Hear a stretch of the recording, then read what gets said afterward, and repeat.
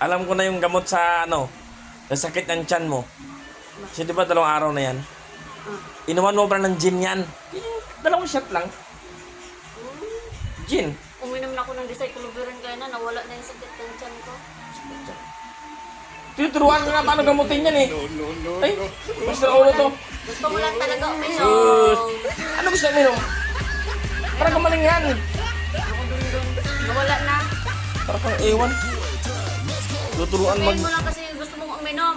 Tuturuan gamutin yung sakit ng tiyan eh. Gin lang, yung 2 shot lang. Yung 2 shot lang. Ayoko nga kasi tapos na nga ako uminom ng dicyclopyrin kaganina. Bahala ka sa buhay mo.